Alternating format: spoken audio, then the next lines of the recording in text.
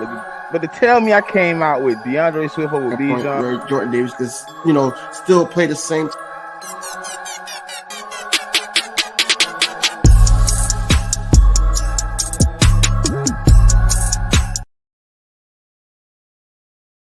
What up, though? What's going on, man? What's going on? Welcome to another episode of Inside the Nest, man, with me and my co-host Smitty. What's good, bro? You already know, man. We just chilling out, man, hanging out, man, waiting for our special guest to pop in, man. Here any moment now. But while we talking about it, man, how you feeling today, man? We looking good. Past been good. Everything been rocking and rolling. Yeah, I'm Gucci, man. Posted up something on Twitter, and it lit up. It lit up, and everybody started getting mad about the situation and trying to, make excuses about it. But it is what it is. I think at the end of the day, we gonna be all right. That's it. She got the Kelly Green on too, boy. She sent out the memo. What's going on? Season. Y'all already know what's going on. Well, mine in the mail, guys. Yeah. I gotta wait. I'm behind a little bit. I gotta wait. This sweatshirt. It's not my jersey. I'm saying it's still Kelly Green though. It's still. I've been rocking the green. I didn't have to wait for the Eagles to launch that. You know what I'm saying? Well, how you doing today, man? How you feeling, man? Feeling good. We one step closer. We got some NFL action tomorrow night. Get to see Rodgers, his little debut. You know what I'm saying? So we getting closer to the season. Yeah. I got a little clip from Jalen Hurts. It ain't a recent clip, but it's about why he has the pitch on his phone. I just want to get y'all response to this. Let me pop it. Every time I unlock it, I see it. It's kind of a reminder, kind of humbles me, and keeps me motivated. It's not a grudge at all, but it's just something that kind of keeps it on the back of your shoulder. Like, yeah, it's still there. Remember why you're doing this, because at the end of the day, the goal for this team is to win national championships. It is chips, but it's not national championships. How y'all feel about him kind of being self-motivated and not really needing somebody to push him to do his job? I love it. I mean, that's what you want in your leader of your team, keeping the main thing the main thing. I love the fact that there's one thing on our mind. Super Bowl as fans, and the fact that our leader Jalen Hurts has the same mindset. The Super Bowl, he's not thinking about all that other. You know what I'm saying?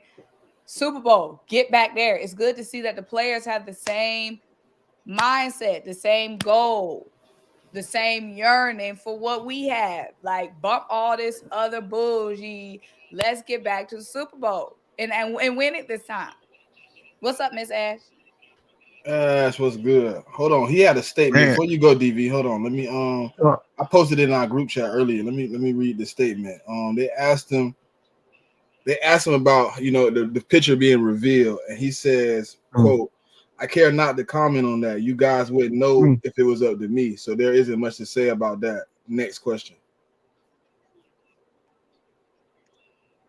I think the mindset has changed a little bit from the video that you just played up until this point. I think that we all know what it is. We all know it's a little motivator for him. And we also know that, I'm not going to say that it's a grudge, but at the same time, I think he's just taking it and putting that chip on his shoulder that, he has to be better. And I think that's what we're seeing in these training camps so far. I think that he's been better. In and out to the point where you cannot really, like, even ESP actually said something nice about him. Elliot Shore Parks. So it's one of those things where you know that you're doing something right when your haters is turning into congratulators, basically. I think when you self-motivated like that, you put your mindset in like a Kobe, a Jordan, you in those realms of Peyton Manning, Tom Brady's, those type of guys of the world. What's the dude name that play hockey? Gretzky. Right. You in those type of mindsets, bro. Where you really don't need motivation to go get chips. Like, him losing was enough motivation for him to want it more. Like, You know, they say when you lose, sometimes you get distorted. Your mindset go other place. No, he locked in. He like, hey, look, it's Super Bowl or bust. Even people we signed, if you listen to a lot of their first pressers, their first conversation with Jalen Hurts was like, I hope you're ready for this playoff run we finna go on. I hope you're ready to, to run it back to this Super Bowl, because that's where we going. I'm ready, man. I'm hyped, man. I really feel like all these haters, man, but we going, bro. But that's what they was saying. He was saying though in that same interview, he was basically saying that it's the mindset of Kobe Jordan. Once we get down, we go back to work and we try to get back to the same place that we were at. Basically, just paraphrasing. But I really think that mindset is all throughout the whole team. It's not just him. Even the young guys, man. I watched the unscripted earlier, and even Sidney Brown has that mindset. So it's good to see that everybody's on the same page. You asked the question earlier, DV. Was it about standouts right now? What's surprising you from training camp? That was your question. Yeah. Right? Yeah. You want to elaborate on that, and then let Symone, take that from there? So basically, like, what do you like already about camp, and then also what player are you watching? One player that you can choose that you're watching that's going to make an impact that could make an impact throughout the season. Well, to answer the first question, what's surprising me the most is Kevon Wallace getting all these reps. Like Terrell Edmonds barely seeing second team, first team reps. Kevon, I'm pretty sure, has been getting first team reps. That's something I did not have on my bingo card. I don't know if that should make me excited. Like, Kevon took a big leap, or worried that, dang, Terrell, you couldn't even beat out Kevon. If he the same Kevon that we know, I don't like that. But I'm going to be positive and be like, Kevon might be taking a leap. You know what I'm saying? But I did not expect to see Kevon Wallace getting these reps that he's getting. What was the second one? Who do I think is going to have the biggest impact? Yeah, who do you think is going to have the biggest impact throughout the season? Just if you could guess, like one of the newcomers or the rookies. Like a newcomer to have the biggest impact. I feel like I want to say Nolan Smith, but I feel like I don't want to say Nolan Smith only because I don't expect him. It's going to be a rotation. I don't expect him to come in and be started. I guess DeAndre Swift, because that's a newcomer that's expected to be coming in, dominating and leading his position group. We've seen it at training camp, him getting all those reps, them using him in the jet sweep, them using him so versatilely. DeAndre Swift, the offense didn't take that much of a hit this offseason. We did lose Isaac, but other than Isaac and Zach Pascal, Miles Sanders, Zach Pascal wasn't seeing the field, so I guess Isaac and Miles were like the biggest hit to the offense. And everybody want to focus on our defense. How did our defense improve, or how did our defense get worse?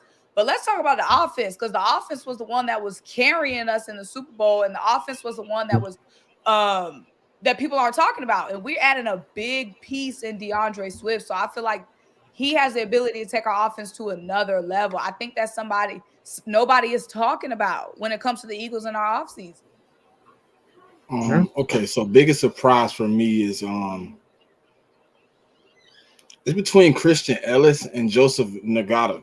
Like, I didn't really think Joseph was going to be this loud, bro. Like, he loud right now. Like, that's the only name outside of the guys I know going to show up that's really showing up. Like, I'm surprised. Like, I'm in a situation where, like, if he beat out Olamide Zaccheaus, I got to run back a lot of takes. Hold on. Listen, hold on. Symone, look. Olamide.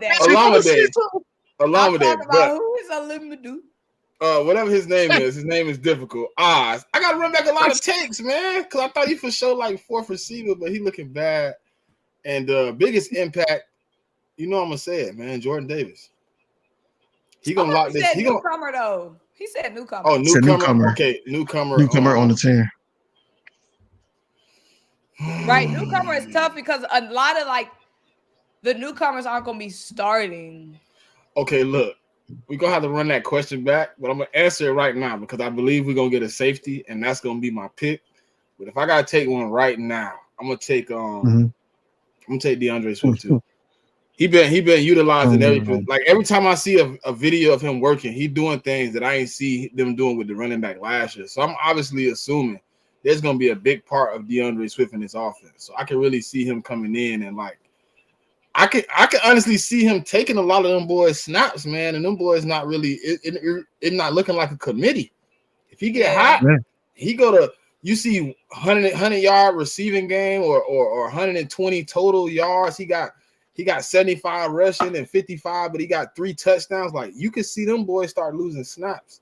Like I'm confident that we got a good locker room of running backs, but it's also 2 guys who, if you listen to the fan base, if you listen to the media, they're unproven right now in Rashad Penny and DeAndre Swift. Any one of them get hot behind this offensive line.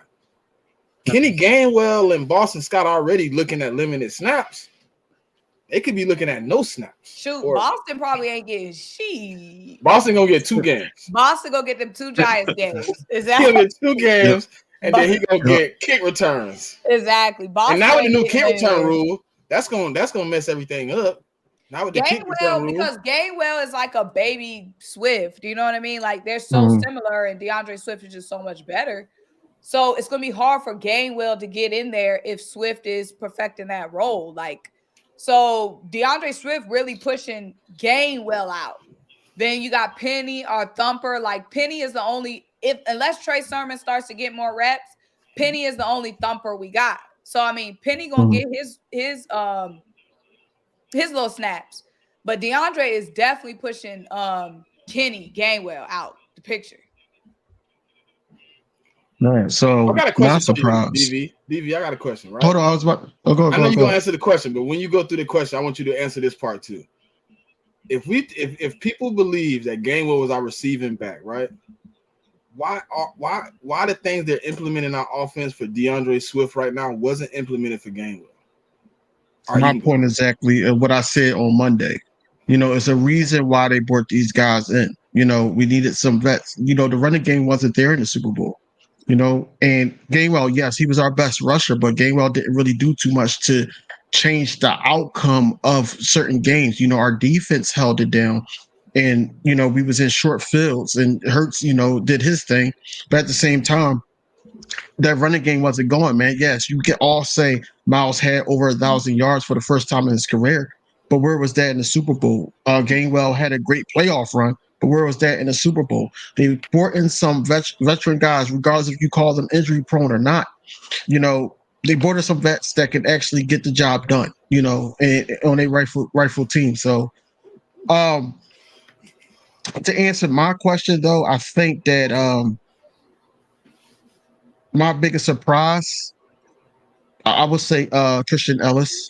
That's my biggest surprise because he had kind of opportunities to do this before, and he's doing it now, which means that something clicked into him to the point where he's playing good at training camp. Hopefully we can see more of that in preseason, and hopefully I can see more of that on Sunday when I go to this open practice. But my biggest the newest person that can make an impact, I would say, because a lot of people are talking about what if certain guys like are 1A and 1B get hurt. I'm gonna say Nada. I think that guy, you hear his name buzzing a lot in South Philly and on sports radio more than Olamide Zaccheaus. Said that right. But yeah, it's buzzing a lot more. And right now, no, he said it right. Hear me out. Oh, he said I'm glad because I was hyping Olamide up, and he came over here. Ain't been doing it. Right. And right now they only got him on like special teams. They got him on special teams, and they got him over Quez Watkins on special teams. But Quez Watkins had that big day. So look, he might that one big day probably secured the spot unless we're going to wait into joint practices. But right now, that's my 2 guys, Christian Ellis and Nada being the new guy. He got some good catches. So do y'all see him bumping? Do y'all see him bumping up to wide receiver 3 if he keep paying it out?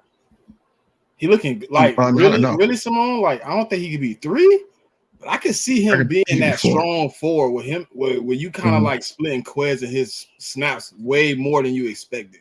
Like, you expect Quez to be like maybe 50 targets, 60 targets.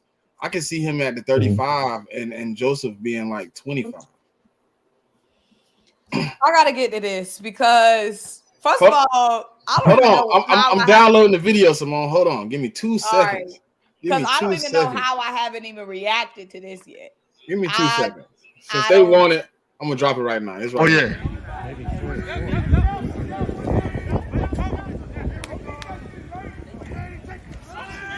That's done.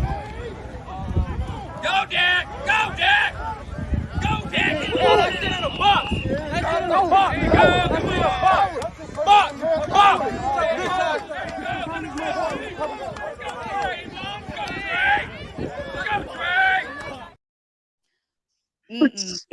There's people downplaying that video. That's not a friendly exchange, Symone. That's not a friendly exchange. He said you supposed to put it in the box. The box. Shut your bitch ass. That's not. There was nothing friendly about that exchange. And Dak coming off the season that he had, and continuing that same pattern during training camp, throwing all them picks at camp. They fed up. They are fed up. If you Trayvon Diggs, if you are part of that defense, you are fed up with Dak being your quarterback on that bullshit. And I'm saying, this is not the first time Dak has got punked like that. You can tell by his response. He knew his place. He is son. He is not leader. He is not leader on that team. He is not leader at camp. He is son. He got son like he has probably been getting son several times before. That is not the first time he's been called a B-ass by Diggs or anybody on that camp because the reaction was too normal. That's supposed to be your quarterback. That's supposed to be, imagine Slay having that exchange with Jalen. Never. You would never hear that. Imagine one of them little corners saying that to Pat. If it was normal, why haven't we heard any of this before? They saying like this is normal. Absolutely not. There was no little friendly pat on the back, no little friendly pat on the helmet. He said what he said and walked off with some disrespect. I'm not buying that. So Cole's Cowboys actually came on Twitter after I posted that and basically asked me, did I ever play football? I did. I played wide receiver and cornerback in high school. And I told him that majority of that jarring back and forth goes on between, who's guarding me and who I'm guarding. I'm not talking to the quarterback like that. The only thing I would say to the quarterback is like, yo, why did you don't throw this way? I'm saying little things like that. I'm not calling him out his name or anything like that because at the end of the day, that's my teammate. It could be to the point where I don't see no touches as a wide receiver or, hey, how you like that? It's going back and forth, basically, the negativity. Anyway, the way Dak ran back, it was like, you got it. You got it. You got it. There's no way that a guy going to call me a B word and all that. Who just fought? I think it was Travis Kelce. I think he was fighting in camp. Over something that somebody said. Listen, even Jimmy G fought Max Crosby. Right. Max Crosby called him, but they said Jimmy G grabbed him. You ain't gonna talk to me. I'm a grown man. That's what should have happened. Like that. That's what should have happened. Like what's in common with Jimmy G and Dak? Two quarterbacks getting punked. Two quarterbacks that ain't he. No. Jimmy G did not get punked. He stood up. No, he didn't. I'm saying, but who's getting cussed out by their teammates? What quarterbacks are getting cussed out by their teammates? You ain't getting that. But the bottom of the barrel. But they said Max Crosby supposedly been the antagonizer trying to get Jimmy to play better. Supposedly. Yeah. Because quarterbacks at the top of their game, quarterbacks that got their locker room under control, quarterbacks that's garnered that respect, they're not getting treated like that. They don't have no respect for that. I think it just like Symone said. I think what happens is they know that they're trying to win. These defensive players on the opposite side is basically saying, "Yo, we need you to do better. We need you to do better." So they poking him to do better, and I don't think he's going to take it well. I think, like for instance, he threw picks at training camp already. You know, he's not. It seems like he's a little unsure of, you know, what to do at times, man, because he's very hesitant right now from what I've seen in videos. But at the end of the day, I think that, you know that they got to challenge him, or he's out of here. He's out of here. That's basically what it is. And I think that, you know, Diggs getting that paycheck brought that out. I think Micah Parsons. I think Micah Parsons is going to possibly do the same thing, challenge them. You know, we will see in the beginning, in the season, where you got players on the sideline coming at Dak, because, you know, it's all about winning the regular season. But if you're giving up games too, yeah, I think that, you know, we're going to see a lot more of that throughout the season. But the Especially problem in I big got with the moments. statement, DV, is it's two captains. I just paid you 5 years, $97 million to be my guy. And you talking to the other guy that I'm paying $50 million to and calling him a and it was no like playful move. Like the tone of it being said was crazy. Like, Yeah. I played football for a long time, bro, at safety. If a wide receiver would have been like,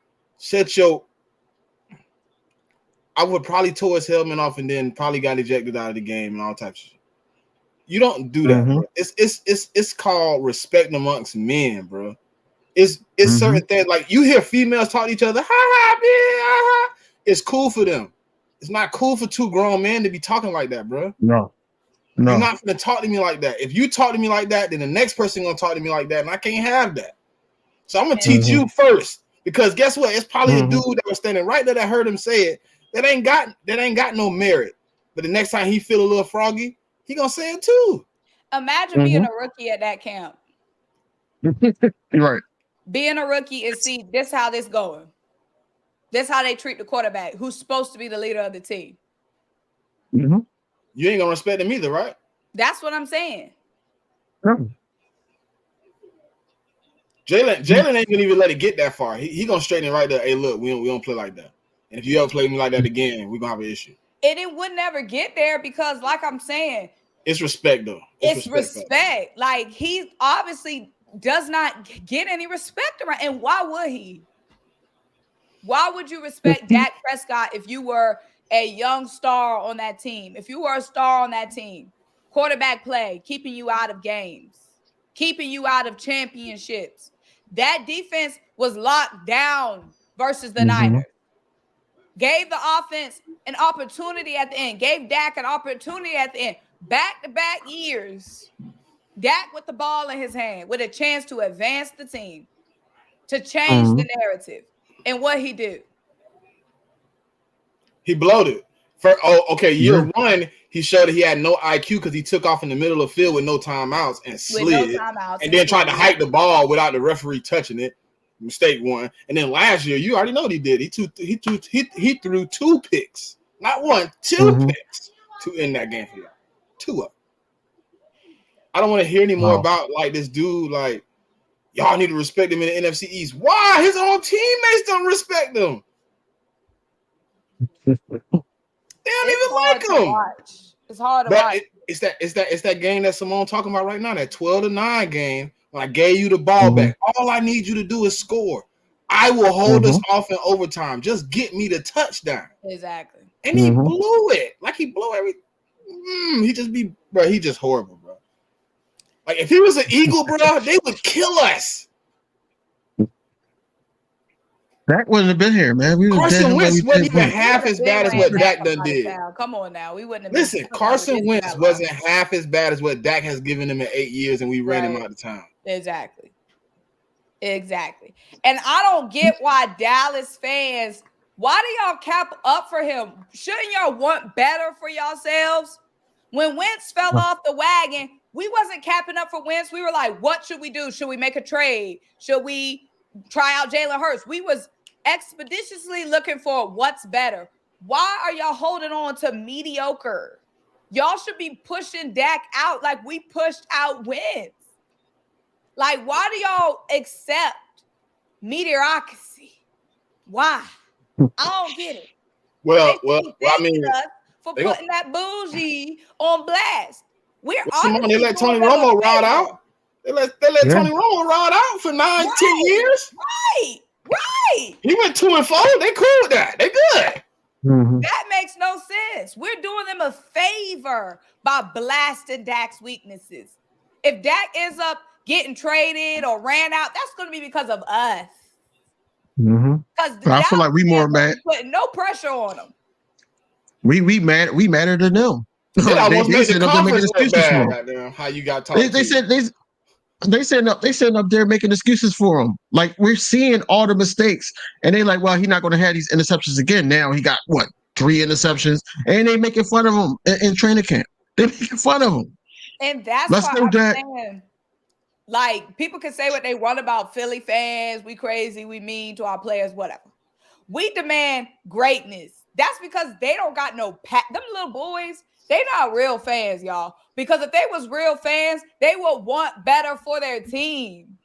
They be stuck on stupid. Like he said with Tony Romo. Why were y'all stuck on Tony Romo for so long? Stuck on Dak. We would not Jason have been Garrett. stuck. You said what? Think about this. They let Jason Garrett stay for almost 10 years. Jason Garrett. Mm-hmm. We would not be settling. As soon as Jonathan Gannon started messing up and showing he wants you, what did we say? Next, we need Stay that. in Arizona. Better. We're going to go back Better. to Philly without you. We're going to leave you right here. Why Right. would they settle for subpar? Listen, their requirements for quarterback, win 2 playoff games in 10 years, and you're going to be great. We're going to pay you. It makes no We sense. good. We're going to pay you. You good. We're going to pay you. We're going to keep you here. We're just looking for 2 wins in 10 years. That's it. Mm-hmm. And can you have a winning record against the NFC East, but not stop them from doing nothing? This the comment for me, Monica. Because imagine if somebody did Jalen Hurts like that. Jordan Mailata would have been right there. Right. You crazy. Oh, hey, that's the one thing I respect Cole's on. He said that. He was like, I wish I would have been right there. I'm like, Cole, that's what you're supposed to do as they did that. Cole, you wasn't maybe he wouldn't have Symone, but that's what you're supposed to do as an offensive lineman. You got to stand in. That's your guy. Cole would have been getting cussed out like that was. Cole might have got flipped. Cole would have ran out there and got flipped. Flip Cole. Cussing him out next. What you ran up here for, Daddy? They all ran back to the huddle. That's all they did.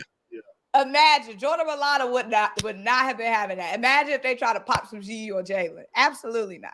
Not happening. Mm-hmm. Not happening. I got another clip for us to get into, man, because you know we was talking about defense earlier. We looking at I got one from my defensive. Stay ready. You ain't got to get ready, man. My dog been ready. He been doing this since day one. I ain't worrying about that. I'm ready to follow him. People talking about he been the signal caller at Georgia for 3 years in a row, and I know how hard Coach Smart is on him, and I know what he expect from himself. You know, certain people hold themselves to a high standard, man, and he's an engineering major. So if you think his brain is worried about something like this, it ain't. And so I just say, man, when you a high standard person and hold yourself to a high standard, you know, people will follow behind you every day, and that's what N'Kobe is for me. Respect. I think you muted. You're muted, bro. You're muted, bro. You hear me? Yeah, we can't. I hear you now.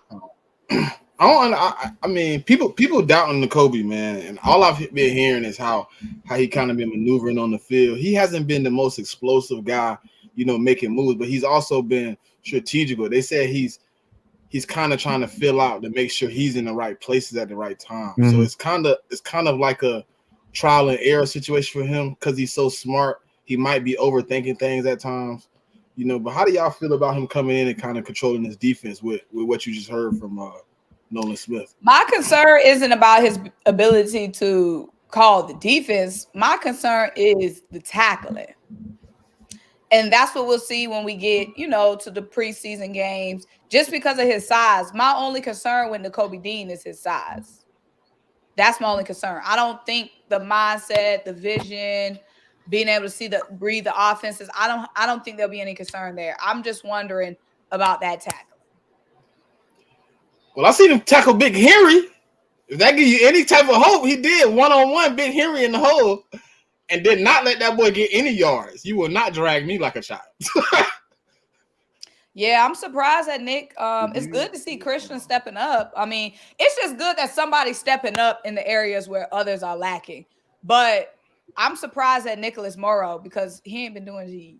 Well, Christian Ellis, I just looked at how big he is. He a little bit bigger, man. I think we might need him in there. He might be that guy because he in that high 225, 230, 240, almost 240 type range. He can get up there. I think him in there with him might be clutch. Even though I do like Morrow, but maybe he just don't fit this scheme. Yeah. I mean, and those guys are still new. Like Terrell, still new. Like, and Kevon, has been around this team, been around this defense. Morrow, new. You know what I mean? So it might just take those guys a little bit more. It might take them a little bit more longer to, get adjusted and have that impact. Because, I mean, it still is early. You know what I mean? So I'm not too alarmed, but it's just like, dang, 3 guys, we brought in Alameda, Morrow, and Terrell Edmonds. None of those guys are having an impact. And like, I think Dean can cover a lot of ground on the field, especially like for swing passes and things like that. I've seen him do it. I just think, like Smitty said, that he's just overthinking everything and trying to find his place on certain plays and trying to get it immaculate with Sean Desai's play calling. But it's something that caught my attention though about the safeties. Sidney Brown is actually moving up on the depth chart. Mm-hmm. Did you hear about the I didn't hear about this. I don't know if you heard, but yesterday at the end of practice, our last 10 plays, we ran 3 safety sets. Yeah, I heard that too. So I know Reed Blankenship is the staple at safety. Like, he's going to play. He's going to start week 1 and so forth. But not hearing too much about Edmonds or who else would you guys want at right now to start week 1? I'm not going to say for the foreseeable future, but just week 1. If you had to pick out of the group right now. I'm taking the same 2 I told you I was taking before. I'm taking Reed Blankenship. I'm taking Sidney Brown. I told you that with King DV, our first show. You can go back to the video, our first show. That's what I told you. Reed Blankenship, Sidney Brown. Because I thought Terrell Edmonds was going to play that run support safety. I think he still will. But that's why we're going to go. Test. When you want Terrell Edmonds in the game for run support and you don't want to put another linebacker on the field to be a casualty. So what y'all think about Kevon Wallace? Like, do y'all think Sidney going to eventually take those reps? Why is Kevon getting so many first team reps? He know the scheme, Symone. He was there for 2 years. I mean, he know the scheme back and forward. Mm-hmm. He knows better than probably anybody in the locker room other than Reed Blankenship. Yeah, and I think that they want to see basically how hungry he is to try to get some snaps, because Terrell Edmonds, he's not really showing us anything that he's ready to go. So maybe Kevon Wallace needs to step up, and they're trying to see that, and he's been doing good so far in the training camp. So we'll see, how this goes, especially in the preseason. So right now, so far, so good for Kevon. I was high on Morrow too, but he looking real. I was high on him too.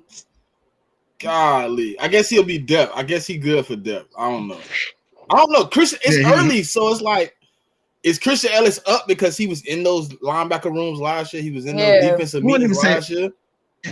Yeah, I wouldn't even say. Well, I think so, but I think that with Howie Roseman coming out saying that we're looking at that position, and then he said all the positions, but he said specifically the linebacker position. I think that and safety too, didn't he? But yeah, he said linebacker, safety, in all the positions. We're looking at and we're looming, to try to get someone. I think it's going to be linebacker. Honestly, I think it is. Imagine him bringing in a linebacker and a safety, DV. I ain't saying 2 stars. I ain't saying both of them being stars, but maybe maybe who can I use? Like a Devin White and a Jeremy Chin, or like a Patrick Queen and a Jeremy Chin. They both cheap, 1-year deals, easy to get off. Both of them young.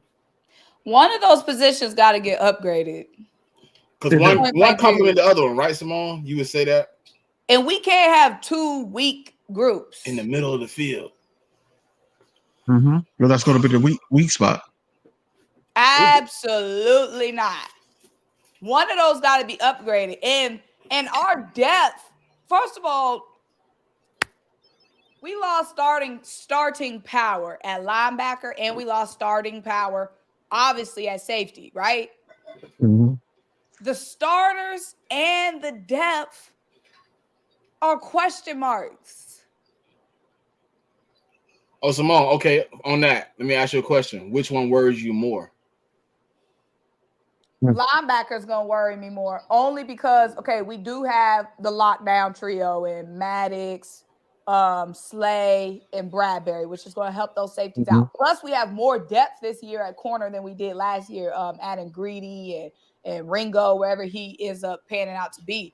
Because we know Maddox, he going to get hurt at some point because he always does. That big toe.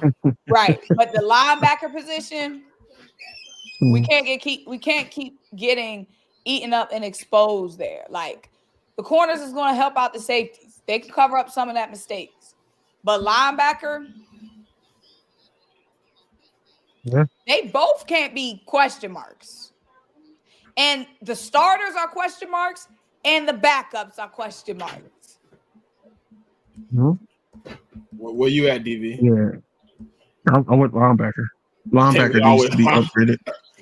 I don't have no problem with Nakobe Dean. Like Symone said, it's the size of the helm. I think that certain plays is going. Like if he goes against Christian McCaffrey, just like the only touchdown that they scored against us in the NFC Championship. I see him possibly getting ran over. I don't see him gripping him up. I know you said that the tackle of Derrick Henry, but it was a lot of things that went on that tackle. He was getting blocked. He had 6 tackles now. Don't forget. It's one when he gets through the hole. It's him one-on-one. Yeah, it is. I know the one you talk about. He kind of like reach back like this. That one. That one was the one I'm talking about. But overall, I just think that we need somebody there that's going to be like, kind of like how Edwards was for us. We need somebody like that. A tackle machine. That's what we need. And I thought that's what Morrow was going to be, a tackle machine. My floor for Nakobe Dean is Nigel Bradham. And my ceiling, and I'm only talking Eagles though. My ceiling, Trotter. To me, that's the best linebacker we had outside of Seth Joyner, but Seth Joyner played a different type of game. That's my Eagle linebackers. That's the only 2 comparisons I give you. His floor is like Nigel Bradham. And Nigel Bradham was decent. He wasn't top of the line, but he was decent enough to be in that linebacker core with us. And he could be a Jeremiah Trotter where he like really, really wrecking shit. And we remember this man. But it's on him though, bro. It's really on him. Like to me, that's the only reason I'm teetering. Because I feel like him at linebacker, he could kind of make the next linebacker look good. Can Reed Blankenship make the other safety next to him look good? Can he help him out enough that he has that man in the right spot to do his job? If it's not Sidney Brown, if it's not Terrell Edmonds, if it's Kavon Wallace, just like Symone said, we've seen Kavon. Can he cover for the deficiency that Kavon has, and we know he has? Like, I'm cool if Kavon back there. Need to go right along with the 4th, 5th, 6th, 7th, 8th, 9th, 10th team. 10th team. So he don't even make the roster. Nothing. Just go home. Why? It's just that's kind of scary to me. It's because they didn't give Sidney Brown any first team reps. That's what I'm scared about. Like Sidney's moving up because he just moved up. He hasn't been. He's taking second team reps. Stop taking and he's a rookie. Like right. He's a rookie. Like we can't expect him to come in automatically, but over Kavon several days with the first team. Kayvon. And they say he's been making plays though. That's the crazy part. They say he's been surprisingly good. Like now, bro, if Kavon, some people make leaps. Maybe some people bloom late. If Kavon Wallace come out, God, I can't. It's hard to see. If he gonna bloom at any time, this is his time. The window about closed. Yeah, how many years he been in the league? This is last one for us. Came on. Yeah, this is fourth. This fourth season. He didn't get his fifth option. Yeah. Yeah, his fourth year. So if he don't make it this year, we ain't gonna see him no more in the league. Not even gonna see him in the league. I'm not gonna lie, I'm disappointed in Olamide. But at the same time, this is what I want to ask Symone. What do you think it is with him? Why is he not showing up? What it probably is, it could be because, like we were saying before with the defense, that offense is set. Like, that offense is extremely comfortable with each other. You know what I mean? Mm-hmm. It could be hard for him to get in where he's fitting in with the offense. You know what I mean? Quez been there. Quez know how to fake the funk and make sure you look good. You know what I'm saying? To keep him on the field for a little while. So it could be that. Like, you know, the offense, they have an elite level of chemistry, as we saw all last season. So maybe Olamide, you know what I mean? He's just having a little trouble getting his foot in the door. Quez probably casting some spell on Olamide. I don't know what it is because I thought he was really gonna show up in like. So what's the difference between Olamide and Zach Pascal from last season that actually fit in kind of well with us because you know he was able to set screens, he was able to get certain plays, you know, for us to the point where we kept the ball moving. You said what's the difference between them two? Yeah, like basically. See me, Olamide. Why are we not hearing? See, why are we not hearing too much about him? He didn't have a big role. You know what I'm saying? He was really just a blocking receiver. And if you look at most of his passes, they were like 5 yards, 3 yards, 6 yards. They like little small. Right. Like you just in the game and you happen to get open, and I need you. Olamide, I thought he could like really open up the offense. Like I thought he could be like in the middle. But he still can because look, I ain't gave up on him. I ain't gave up on him. My thing is Zach Pascal was never that guy. You know what I mean? The role Zach Pascal played for us, he was playing pretty much with the Colts. He came because he came with his coach. Olamide, though, Olamide is proven to be that guy who can, you know, elevate an offense, be that third option, reliable guy. It's just got to translate over here. You know what I mean? My question is, who he getting the snaps with? Who he taking them from? Is Tanner McKee throwing him the ball? Is it Ian Book? Is it Mariota? They splitting it. Oh, it didn't seem like he was getting a lot from Hurts. No, it's Mariota. About Sidney Brown, and I know Sidney Brown's a rookie and Olamide isn't, but it's going to be tough for Olamide to get in because our offense, like I said, those guys are clicked up. You know what I mean? We already know AJ, Devontae, Dallas Goedert, Jalen. That's their she. You know what I'm saying? They got that G or a lot. You know what I mean? All them other boys on the outside looking in, trying to get in that club. I feel like it's just hard for Olamide to get in because of the comfortableness that Jalen has with Dallas, Jalen has with Avonte, with AJ Brown, and then Quez already having that edge. Just starting camp, Quez already had a huge leg up with being in the offense for multiple years. He had a huge leg up. Nagata coming in and doing his thing, it does make Olamide look fun. Do y'all see him making a roster? Huh? Do y'all see Olamide making a roster? Yeah.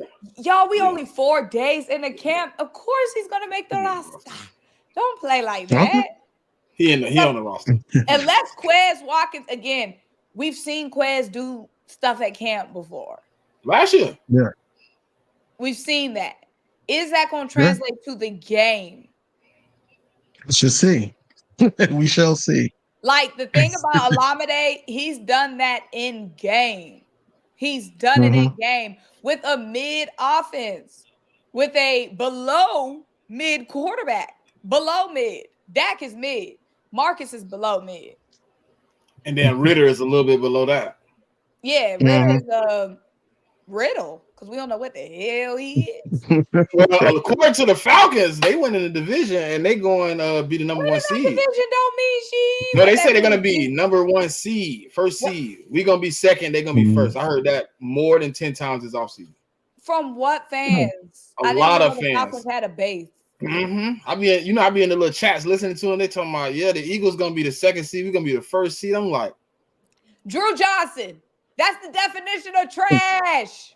What, Drew? If you can't do it big, what the hell you doing? Hey, Drew, that's your worst take now, man, because you be hitting us with some stuff. Every big moment, that's trash. I can go perform in the shadows. Mm-hmm. Huh? I told everybody, Greg Ward give you one good catch all training camp. That's it. He already had it, right? He had one, right? He had him one, right? Yeah, it's already gone. I ain't heard him yet. Drew. That is the definition of this. The NFL.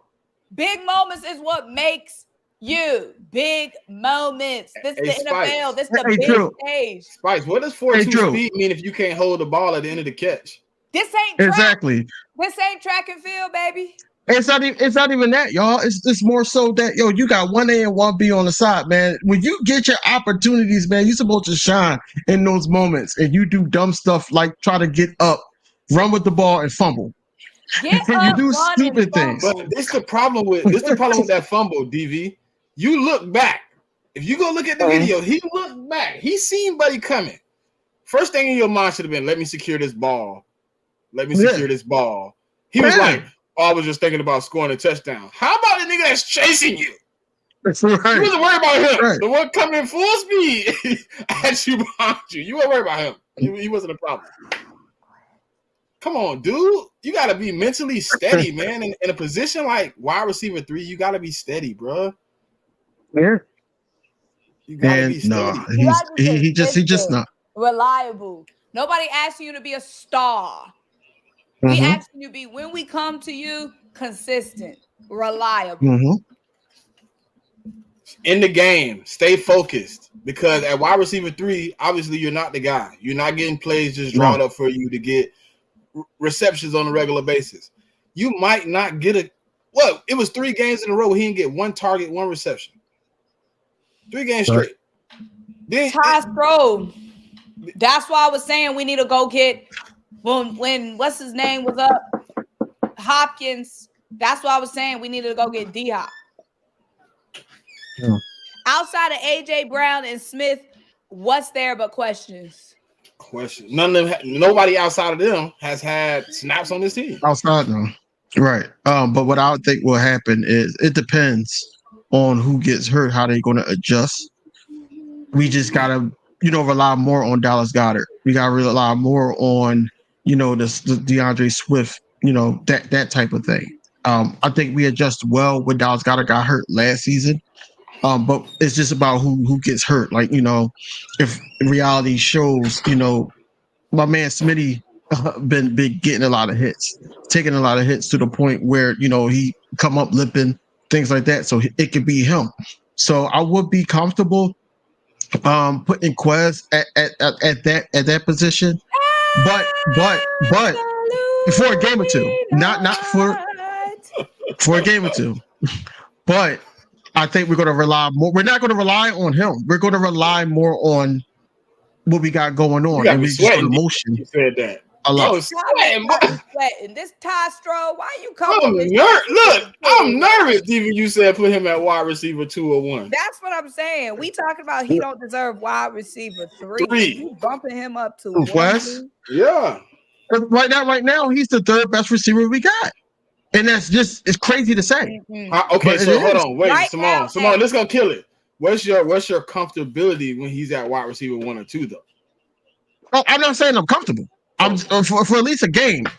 For at least a game, like if he gets hurt, if they get hurt in the game, we're praying for Smitty or AJ Brown to come back. Jarvis Julio out there. Yeah, but no. like either one of them. You gonna take either one?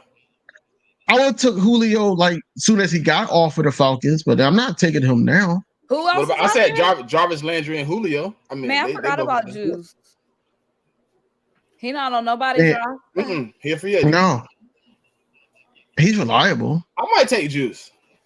I would take so Juice. So because you telling me you moving Quez to 2, I could put Juice in the slot. Now I'm comfortable with my wide receiver core a little bit. Right. I will keep him in the slot. Yeah, I want to have him at 2. I mean, we only 4 days in. Yeah. It's still stuff to see, and hopefully some cream start rising up to the top. Because this situation right here got me shaking in my boots. I don't think they're gonna get hurt though. I could be wrong, but I don't think they're gonna get hurt. I think they're gonna last the whole season again. They better. Hey, DV, remember dude was in here telling us about the Tyler Steen situation. I want to ask Symone. So I know you want Cam Jurgens and Tyler Steen fighting for that spot. Who do you prefer being in that position? And then I explain why I asked, because the dude explained to me and DV, and it kind of changed my perspective.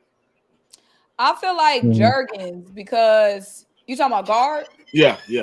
Because Jurgens already has, again, that continuity with the team. Like, he didn't get that much time, but he's been with the team. He's already been learning from them guys, under them guys. And I've heard Steen really hasn't been looking good. Okay, so the dude told us like this. So he said, right now, if you look at our roster, we have no backup centers. Would you rather Cam Jurgens be sitting and ready, or would you rather have to throw Tyler Steen with 0 snaps in the game? Because Jack Driscoll is playing your tackle spot. The guy we just signed that used to be on our team, he's playing the other tackle spot. And then you have what's the one dude, the big guy? Opeta's playing behind Dickerson. We have no backup center right now.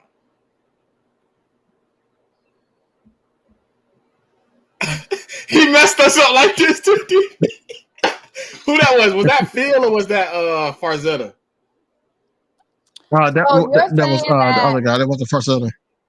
Which one? So you're saying if Kelsey, okay, we go with Jurgens at guard, and Kelsey gets hurt, then Jurgens will have to go to center, and Tyler Steen will have to jump up. Fresh, no snaps. He ain't gonna have no snaps at that point.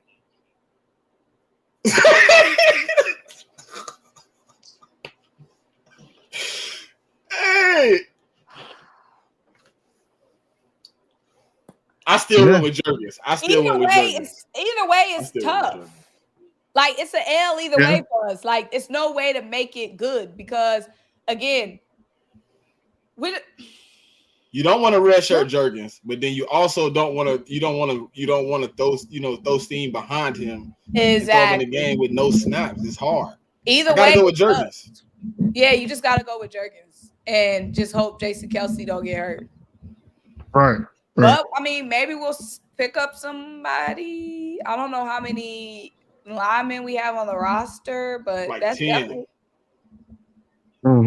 definitely. And most of them are all tackles, right? Yeah, we got we got 5 tackles. Yeah, 5 tackles.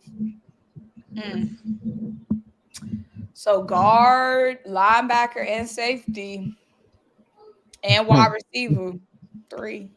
I want to get that dude from Denver. I forgot his damn name, but he just got released from Denver. I'll take him as a guard. Yeah. Who? I want to be shocked. Hold on, I forgot his name.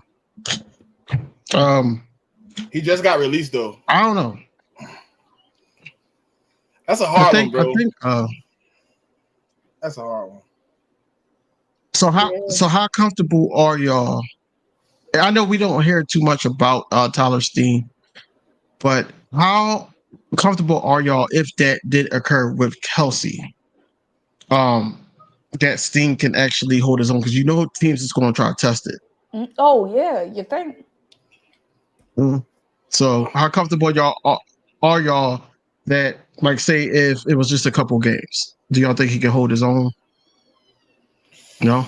It depends who we're playing. So you telling me right now? It depends what defense we're playing. Jurgens is starting center and Steen is right guard. Is that what we're saying? Yeah. All right, so I'm gonna let you go. I'm gonna think about it. It depends what defense we're playing. If we going up against the Niners that week, no. Jalen gonna be on the run. Gonna be on the throw out of bounds. We better off putting Stoutland in the game. Damn. Well, what if we do like two tight end sets, like Stoll, because he's a good blocker tight end. I would just be worried about it. I would be worried. I would definitely be worried if he's getting thrown into the game like that. A rookie. I think he'll be fine at midway through the season. To actually try to see some reps because he's going to be learning. He's going to be learning. He's gonna have to get some know. reps in those. He's gonna have to get some reps like in those garbage time if we get there. Symone, his name is Dalton Reisner. Never heard of it. He been on the Broncos line for like 8-9 years. He was a starter for a long time until last year when he hurt his Who was that lineman that we just picked up though? Who we just picked up though? He was on the team before Cole or whatever. Dennis? Yeah. Kelly? Yeah, Kelly. Yeah. He's been getting reps too. Yeah, he was getting some first team reps. Hmm. Can he step in and play right guard, even though he's the backup tackle? Can he play guard? I don't know. I don't think so. I mean, I've only known him for being a tackle. There was the reps you talk about he was getting though was at guard. At camp? Interesting. They were using him at tackle and guard. So I'm wondering if they're looking at him as the backup guard also. Maybe that is. Just in case so they don't have to throw Tyler Steen in that fire. Mm-hmm. Yeah, I want to know that too, Ty. I want to know when they're going to find somebody explosive for kick returns. Shit. I'm tired of seeing Brent Covey back there running into the pile, looking like a real crack. They not. Well, they had your boy back there. Hey, now they had Symone boy back there. Olamide, yeah. They had him back there. It's supposed to be Quez back there. He was back there too. He was back there too. It's only supposed to be Quez. It's Boston Scott, Brenton Covey, Olamide, and Quez right now. I know Olamide pissed. He came over here to go return some punts at practice. Yeah, I don't know, man. I believe it. I got a good feeling about dude, man. It just don't make sense because he left. It just doesn't make sense. Like the only thing that makes sense is, like I said, it's just when he gets a chance to crack into the offense because he ended last season on a very high note. Like he was very consistent last season. Like right. Well, if you listen to Brian Johnson, he said he want to get his playmakers in open field. That's something you put Olamide in, bro. Everything I seen last year, like when he was catching those passes, he made the first man miss, and a couple of those was to the crib. Like I ain't seen Quez in the short game. To me, is where Olamide should come in and really be pivotal because Quez is scared in that short game, bro. He got bullied in Dallas. Nobody don't want to talk about it, but he got bullied because he didn't want to catch that pass across the middle. That's the type of things I was really looking forward to Olamide doing for our offense, and I'm still looking forward to it. Yeah, we still got that time. I want to see him get in that middle of the field. Everything is how it is now. Like then Reed and Kavon Wallace are gonna be our starting safeties. Don't do this. Yeah. Don't do this because it's not. It's not going to go down like that. Come on, we try to let Kavon go to sleep right now. Kavon's going to be out of there. Is that one of the things for y'all? You know, for y'all next? I know we all content creators. So for y'all next prediction, is that kind of what is lays on like the solidified roster? What, like who's the roster? Like the roster who's the starter? Yeah, I feel like the next big, one of the next big things is the cuts, but also when that first depth chart start coming out, like them depth charts. Because we got a lot of battles. Okay. Well, y'all, Symone has to go, man. So we're gonna let her give a final words, man. Me and DV gonna ride off for a little bit. We're gonna ride off for a little bit longer, but we're gonna let because y'all gotta follow, you know, my Birds of Broad Street co-hosts. You know, we all co-host together, you know. Tell them where they find you at, Moan, and tell them what you got going on coming up. Y'all already know. Y'all can find me at Symone with the Sports, SYMONE with the Sports, YouTube, Instagram, TikTok. Yeah, all the platforms. And y'all follow, like her, comment, man. She got content coming out. Like I be trying to watch the Eagles lives, man, but she dropping before they even finish. So I just be waiting on Symone to drop little videos. Like, all right, I ain't gotta even sit here and wait. I can just wait for her to drop the best parts. You know, you ain't gotta watch that whole 30 minutes. Yeah, I ain't gotta watch the whole 30-minute video. I can get me 12 minutes in, and I got all the points and all the particulars. But y'all go like, comment, subscribe. And if y'all find something on her stuff that I ain't found, y'all can share it with me. I don't mind. I like to be acknowledged and knowledgeable myself. Symone, we appreciate you for coming through, man, for episode 12 of Bird Inside the Nest. We'll catch you next time, man. We're gonna be reaching out again. No problem. All right.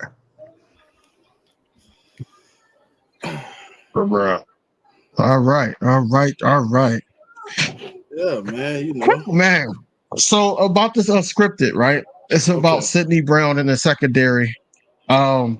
Sydney Brown basically bought a house here in Philly. Well, it's a condo actually, and he got emotional about it because he's from Canada.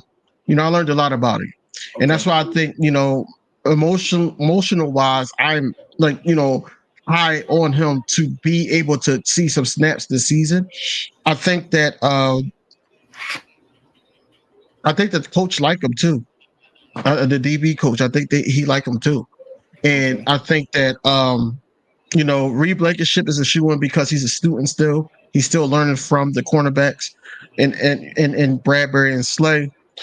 But also, I think that Sydney Brown just wanted more. I think he just wanted more, man.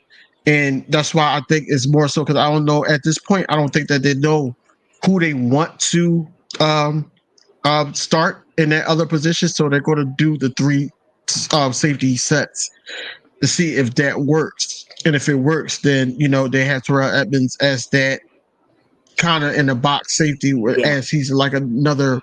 It'll almost be like a 4-3, but we really got a safety at the 3. Exactly. But exactly.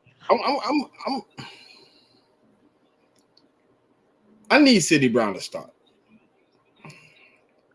because this is why. This is why I want him to start. I'm looking at the situation coming next year. We just talked about it. Kavon Wallace, he don't have a contract through this year. Terrell Edmonds don't got a contract through this year. I don't want to be throwing my boy in the fire next year with no help behind him. Like right now, you throw him in the fire, you can kind of get him out when he's messing up and kind of have somebody there that's been in this defense to mentor him through it. You have a Kavon Wallace, who can kind of tell him like, hey, look, I watched last year. I know I wasn't the biggest player, but you messed up right here. I need somebody here for him for that. I'm kind of on the side of that with Nakobe sometimes, but he's so smart that even when he wasn't getting reps last year, I can believe he was asking TJ Edwards, he was asking Kaiser White, he was in their ear. He probably talking to Marcus Epps, he probably talking to dudes like CJ. Hey, why you playing this way? Why you doing this way? Because he wants to know more of the mechanics of the defense than the actual defense. Anybody can call a defense, bro. We could go right now on Madden. A 3-year-old can press ABX. You want to know why they running this defense? Hey, if we run this to the T, all the I's dotted, all the T's crossed, what are we supposed to accomplish? And that's the type of things that kind of make me confident with him, because you don't hear about a lot of guys wanting to know why you're doing things. They more just like, what do I need to do so I can do my job? I want it to be so much chemistry, bro, where it look like we moving in unison. Like it's gonna be crazy, bro. I'm so ready for the football season. The fact that everybody is coming out in the defense of Nakobe Dean and him being an excellent play caller, and also his knowledge of the game and everything. I'm not really too, like I said, I'm not too concerned about him. We were high on Nolan Smith, Jordan Davis, a couple seasons ago. Also, we were high on Jalen Carter, and they're all going to be looking for his leadership. That's what it has to go together. It has to, and that's why I don't understand why people are saying, "Well, I don't know if Nakobe Dean is the right guy." Right there, but from what I'm hearing here in Philadelphia, he's been doing his job correctly. It's almost just like he's not tackling or aggressive and things like that. Everybody's like, oh, we don't hear from him. No, he's doing his job. Just because you don't hear from him, just like I'd say about Terrell Edmonds, just because you don't hear from him or hear about them doesn't mean that they're not doing their job. It's just a simple fact that coaches want to see what they have in talent. Man, they got a big cut coming up soon. They got to cut guys. So I just think that Nakobe Dean is going to be all right. It's that Nicholas Morrow that we kind of worry about. Making sure that he's going to do well in this defensive scheme. Because if not, then we got to get a guy in here like a Patrick Queen. And other people that's out there. I really believe that we need that guy that's going to be a tackling machine for us. He has to be. Or is either a tackling machine or you get somebody in here that's like a Kaiser White that can defend like the tight ends and things like that. You got to get guys in here like that. Because I really believe that Nakobe Dean, the only thing shaky about it, if he's becoming a tackling machine, his pectoral, he could re-injure that, and I don't need that either. So it's up in the air. It's very up in the air on where do you go with talent at linebacker? Do you go with a coverage linebacker, or do you go with somebody that's going to be just a tackling machine? I was high on Nicholas Morrow, man. I seen some athletic moves out of that man that I don't think the average linebacker pulling off. But if you ask me right now, like, I'm really skeptical because he's looking like a casualty, man. And yeah, Drew, Dean can cover. I'm not worried about that pectoral muscle. I'm not really worried about it, bro. Like, that's something small. Like, you know how many people come in with pec problems because they work out too hard? You can go work out in the gym and tear your pec. You know what I'm saying? Yeah, you that's can. Something small. That could be a non-contact injury, but I really want us to bring somebody in, either at safety or linebacker, like Symone was saying earlier. Like, one of those positions, I want to be solid. Like, if it's gonna be like I would prefer it be linebacker because of what we have at cornerback. You know what I'm saying? They can kind of cover up some of those deficiencies. Marcus Epps wasn't the greatest safety last year. Right.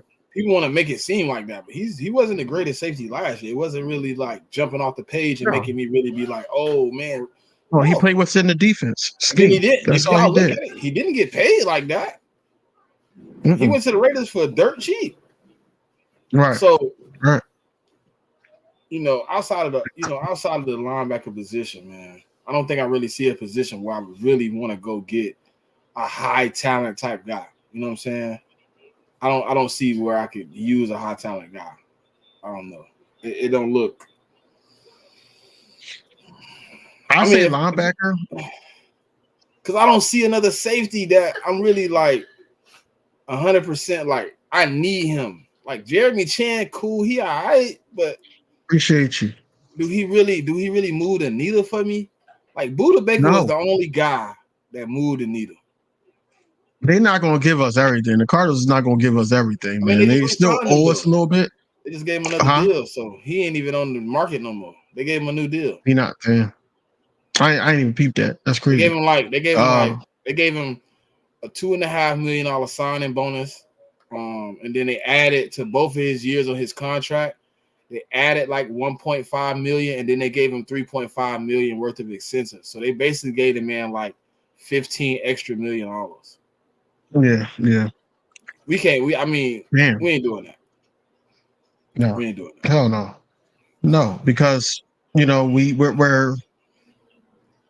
what we gotta do. We gotta line up, especially, and then you gotta keep money in the tuck just in case you slim at a position. You gotta go get some veteran guys. You got to be willing to pay them as well for the season. So, regardless if we make a move or not right now, it's going to happen. It got to happen because, those question marks. And if we're having those question marks, just being content creators and just loving the game of football, I know the coaches has those question marks. That's why I think it's a lot of rotations in camp to try to see what talent that we have. How you feel about AJ today, man? His position on the top 100. 22nd. 22nd. I think it should be higher, but it depends. No, it depends on who they. I can't really think of the 20. No. See, I'm not thinking about where he is on the list because we're talking about players. I'm thinking about like the receivers that's going to be above him. Just like what's your call? I think honestly, if you want me to be truthful, I think that Devontae Smith and CeeDee Lamb should have been close. What it was, 20 spots apart, right? What, CeeDee Lamb like 70 something? Something like that. He almost like 30 away. Almost 30. You know what I'm saying? It should have been close. I'm not saying Devontae Smith should have been high because I know how they're doing. They're doing players that's any position. I'm talking about in a rightful position, the wide receiver. Devontae Smith is up there. And I don't understand why he, you know, I better not see Waddle over AJ Brown. I better not. You know he is. That's ridiculous. He's not on the list yet. I mean, those are guys like Tyreek Hill, Jettas, Jamar Chase. I can name probably 20 guys right now. Kind of think it's more so.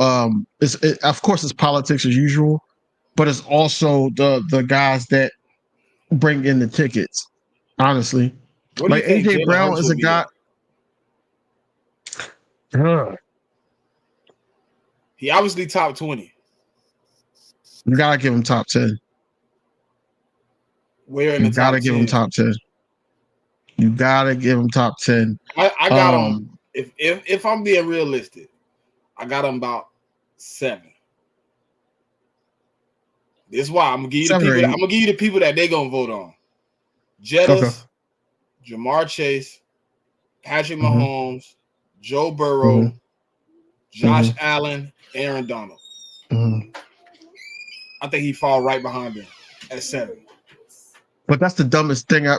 So I know it's by players and everything, but like Jalen Hurts and Joe Burrow should be like neck to neck. Josh Allen should drop because of the season that he just had. We do this every year.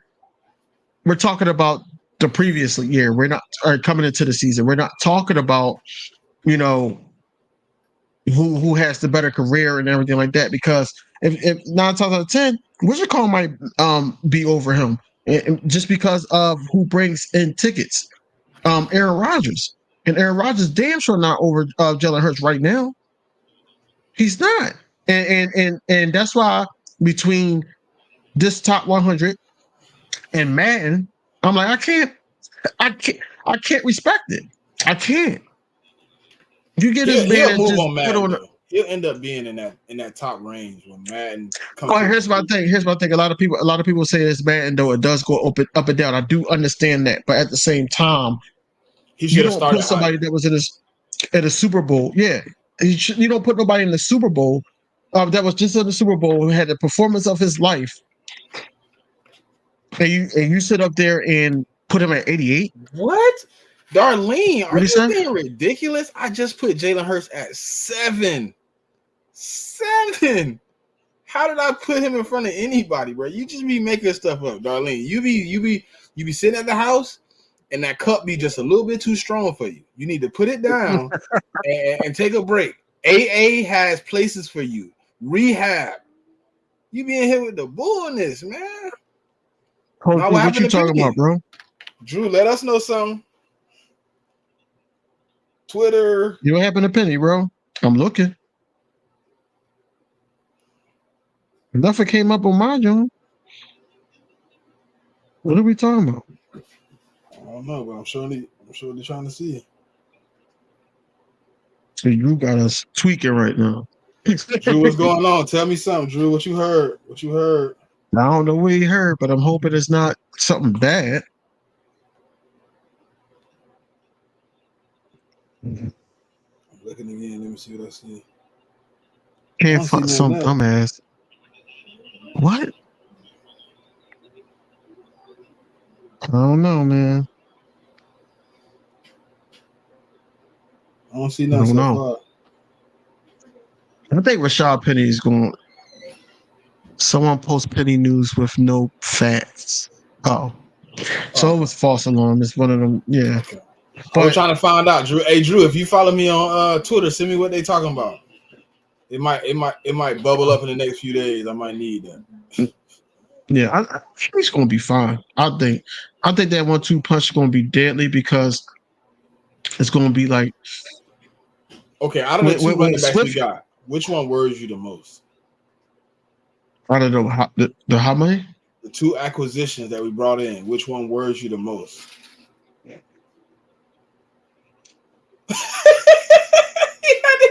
Juice. He needed a little juice for that one. Penny. Only because we seen him, run through holes and things like that, and then get hurt. My thing is, because Kenny Gainwell came out today and said, all the running backs in the room is basically one job is follow the damn center. Follow the damn center. And I think that when he gets out in that open field where Kelsey cannot go too far, I think I'm gonna be holding my breath every single time. I ain't gonna lie. I'm hoping. What I do like is he dropping that weight. He don't get hurt. I like he dropping that weight. Yeah. He was saying that was his motive. Like, everybody came in 100%. Looked at him in college for conditioning. He had no injuries in college. He didn't start getting injuries till he got in that 230 range. Maybe his body just can't carry that heavy shit. Who knows, man? Who knows? But I am worried about him. You see big people, right? Not trying to be funny or fat shame people, but you see big people, and some of them be the same size, but one can walk and one can't. Like one person body hold the weight better than the other one. Like maybe he just can't be 240 at running back. Right. But he's trying to get down to what, 225? That's what he said, right? 220, 225? Yeah, he's trying to be slim in 220, I believe. Because he said he was paying at 237 in Seattle. Mm-hmm. Yeah, and you can tell because he was catching up to him. Maybe him dropping the weight to be straight. You think we see some plays with both of them in? Yeah. I think you're gonna see some plays where it's gonna be. I was just thinking about it the other day. It's gonna be Swift in the slot. Look at that motion. You seen that motion video? Yeah, I've seen it. Think about where he came from. I can see it. Look, just think about where he came from on that drill. He was like in the slot. And he motioned all the way across. I can see him coming out of that slot, man. I think that it's going to be more of a decoy. No, the motion might be a decoy. And a triple option? DV. That's what I'm saying. DV, don't do this. Don't do this. You're going to have me over here paying height. I'm about to get off. Bro, listen. If I'm a linebacker or I'm somebody like a Fred Warner and I see Swift come from out the backfield in motion, right? You're looking like, all right. So it's like, no, Swift could be deadly because they respect this game. So now it's like height, but you also got either Devontae in the slot. You got Dallas Goedert running the out route. Something's going on that you're not paying attention to, and that's where it's going.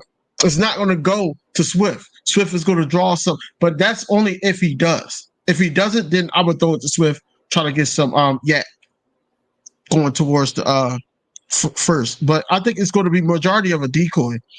It's going to be majority of a decoy unless somebody's having a hot ass game like Devontae Smith or Dallas Goedert or AJ Brown. Then it's like, okay, we got to guard him. But you forgetting about, my man getting surgical this year. My man Jalen Hurts getting surgical. Listen, I can see him being like a wide out on one side, coming across, bringing that corner with him, and then him handing it off to Penny going out the outside.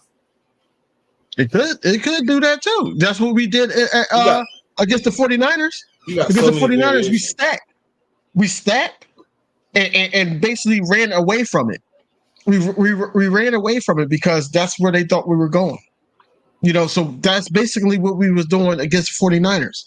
So that's the good thing about what we got going on, because we got variations we can add to this offense. And I'm gonna keep looking at this. I'm gonna keep looking at this Brian Johnson, because every time I look at these videos, I see some new, and that motion was a big part of his offense at Florida. He was using his running backs. And he was using his smaller receivers in that motion. Handoffs. He was doing little screens, all types of stuff. You know that mountain screen come right to the triple side. Then you got AJ, Devontae, and whoever you got in that third receiver, probably Nagata because he's bigger. He had better blocker than Quez.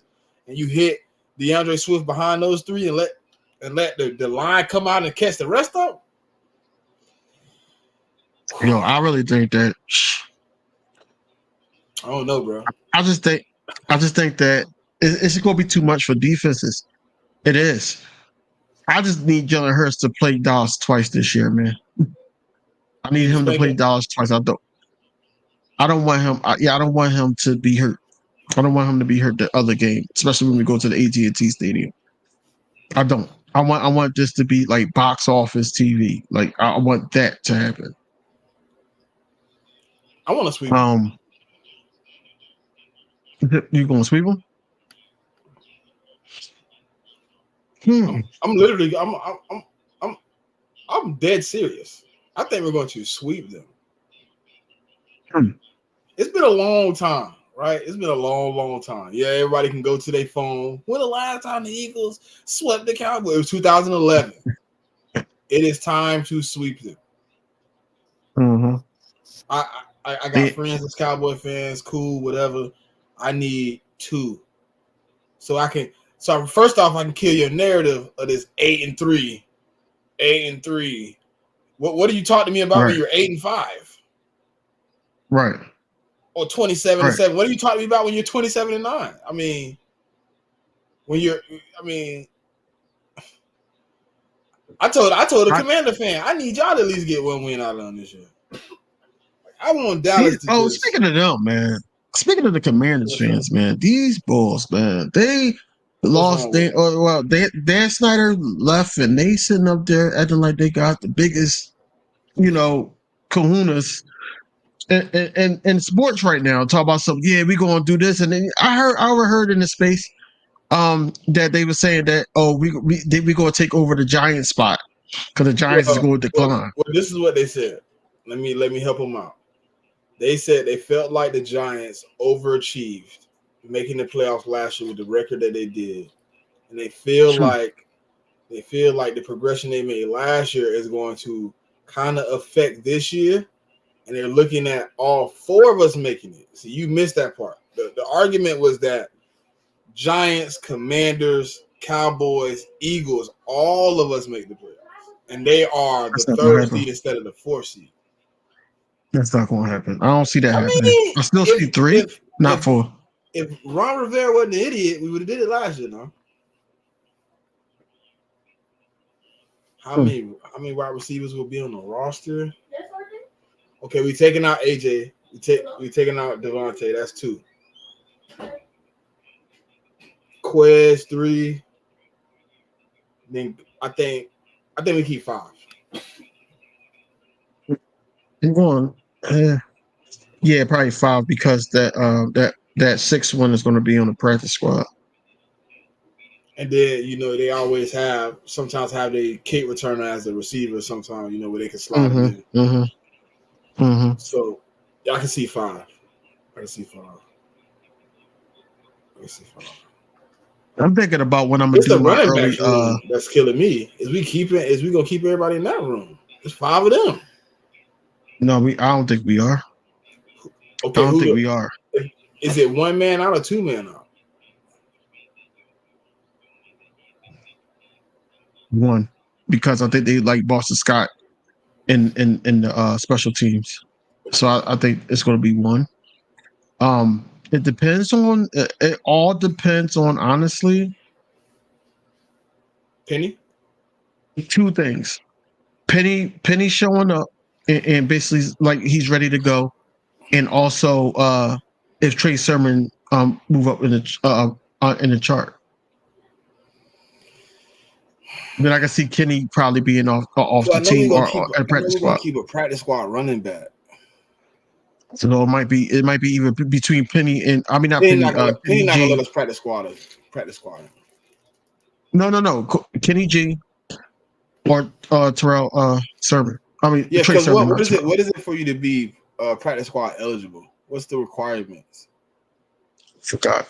It's a certain amount of time you in the league, and then you can't do it no more, right? Right. I don't think Penny would let us.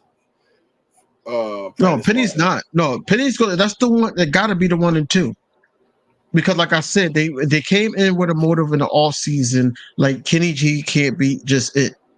We got to have 2 guys, and we got not 1 but 2 guys that can, yards after catch, and basically can turn their legs. We didn't have running backs like that last year.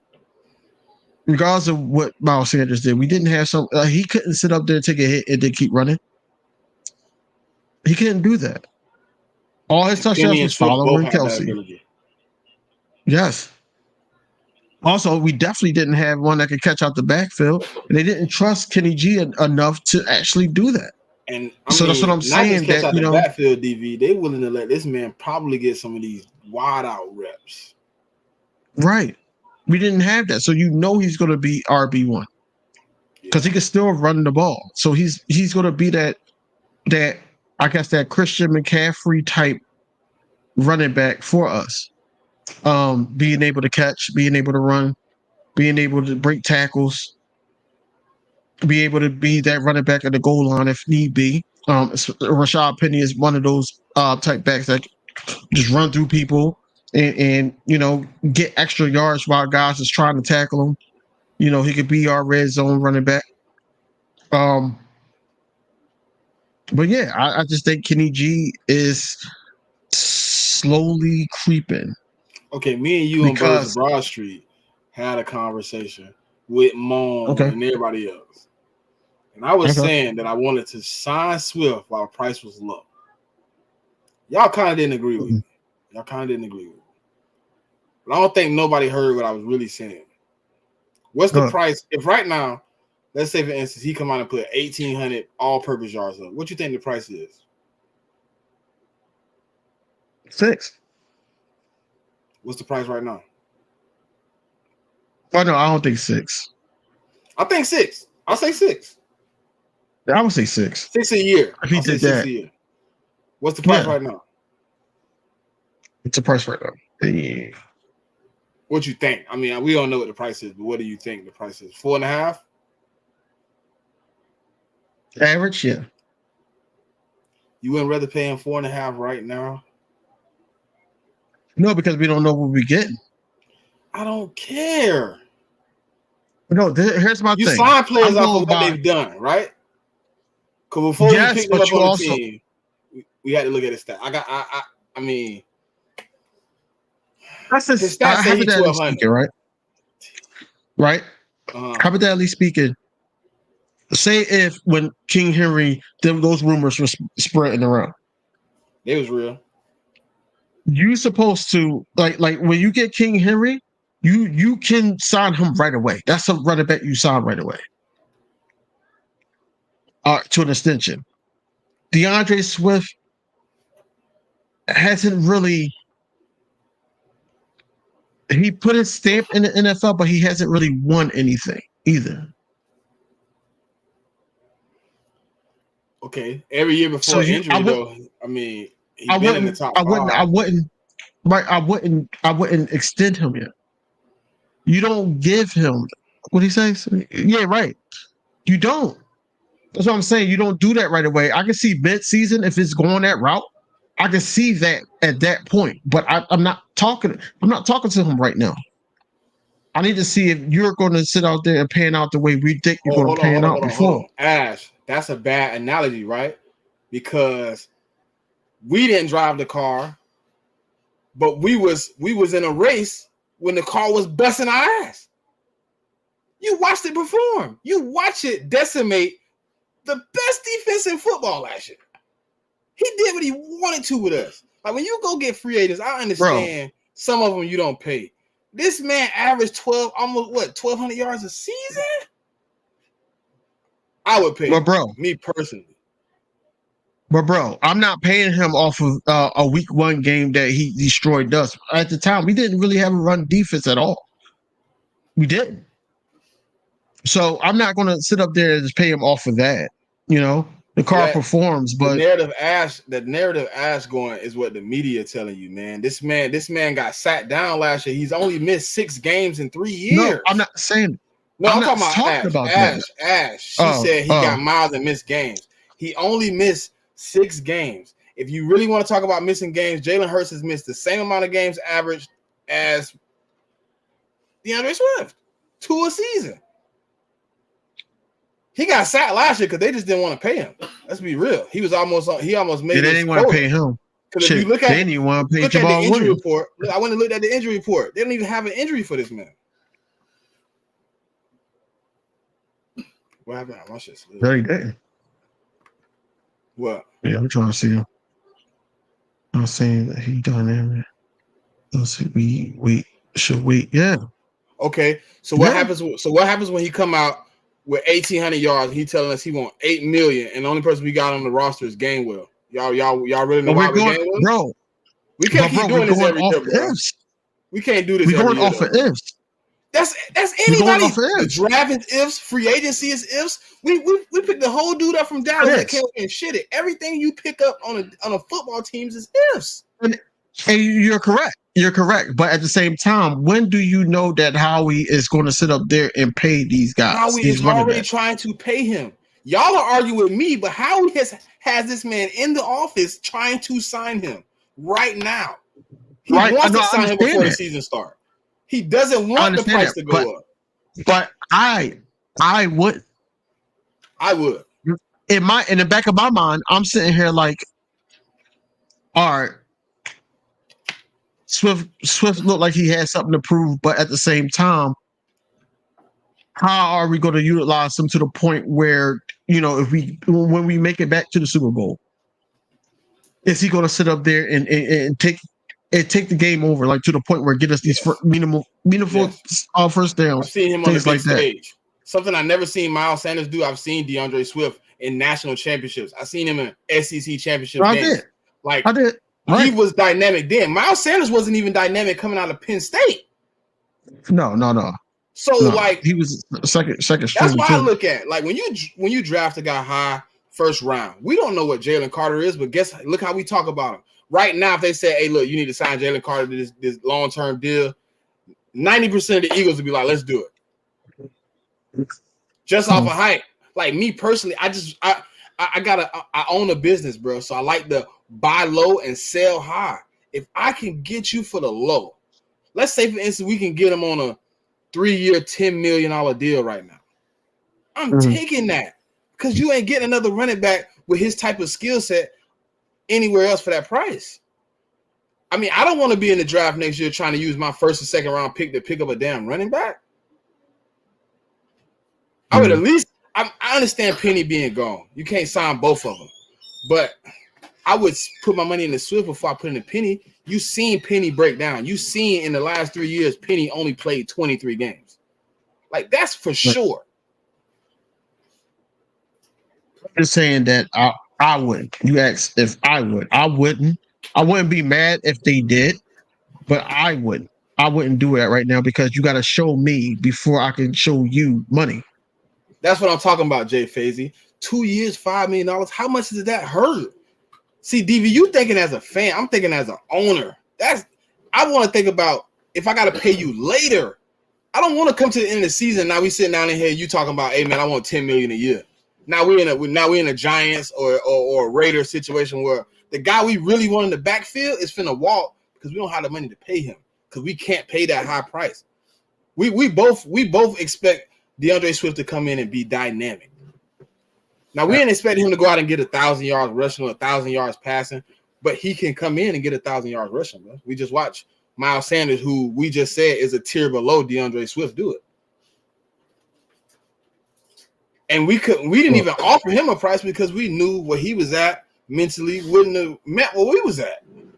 We want to run it back for that $4 or $5 million range. I just don't want to be in this position again next year where we have one running back and we picking pieces and we gotta wait again to see what's gonna happen. DV, you get what I'm saying? Like I don't want that if factor. Like then if he come in and be good, we good. I want somebody I can be secure with, like a DeAndre Swift, where I know next year he on the team. He's a constant. He coming back. That's somebody we can add to returning on the offense. Like we just went through a period last year where we lost 12 starters, 12 people, whatever. Okay. I got a question for you about that too. Do you think that Sydney Brown would pan out better than Marcus Epps? Yeah. For sure. You believe so? For sure. Mm-hmm. Do you think that Jordan Davis and Jalen Carter could pan out more than Hargrave? I think they're the yin and yang. I think Jordan Davis does one part of the job and Jalen Carter does the other. I think the sack parts of the job comes from Jalen Carter, but the run stuffing that Javon Hargrave never gave us comes from Jordan Davis. Lastly, do you believe that we can actually get a safety at this point of juncture right now that could be to the safety standards of a CJ Gardner-Johnson with the money that we have, and if we trade one of our picks next season? CJ Gardner-Johnson. Well, to be honest, right? If I want to be honest with you, CJ Gardner-Johnson wasn't really high praise for the position we got him for last year. He was a nickel. We picked him up out of Saints for safety. So to say if we can get a guy that caliber, I mean, I think we can get a couple of safeties that can come in and possibly fill that role. Yes, Kevin Byard, Jeremy Chin. Right. Some of those guys. I think we can pick some of those guys up and bring them in. I do. Right. So what I'm saying to you, because I hate this narrative, that whole we lost 11, 12 guys last year, like they're replaced. But we in the same situation I'm talking about with Swift. They are replaced on the roster. They're replaced. Their stat sheet says 0. Okay. So that's what I'm saying. Like, we taking a risk on them. Right now, you heard that? I knocked on wood. Everybody in the room, I knocked on wood. But what if it was a situation where one of these guys don't work out? A Nolan Smith, a Jalen Carter, Sidney Brown, Kelly Ringo. Like, we taking a risk, and we giving them more money than I'm talking about giving Swift, who we seen in the NFL actually take snaps. Right. So I'm like, but the league now is not paying running backs. But 2 years and $5 million is what a running back is going for. That's what they're trying to pay. They're trying to get as low as they can. That's doable. I just said 3 years, 10, 2 years, 5, somewhere in there. Like, let's make a number happen where I don't have to go through bringing another guy in next year and saying, hey, I need you to adapt to Jalen Hurts. I need Jalen Hurts as comfortable as possible. You know, last year I felt like people said his success was because Shane Steichen was here for 2 years and Jonathan Gannett and Nick Sirianni. But that first year was not hitting. We went 2-5. Yeah. Let's be real. We went 2-5. Then we went 9-8. And then we got our butts whipped. 30-17? Mm-hmm. Like, I need some stability, bro. That's all I'm arguing. I'm not arguing. If it's Penny, so you're arguing if it's Boston, like, I don't think those guys deserve a contract. Because Penny, 23 games, 3 seasons. That right there make me not want to sign. You can't say that, Ash. He looking to get paid too. He young. That man 25. She kept saying hometown discount. You don't get but one contract as a running back.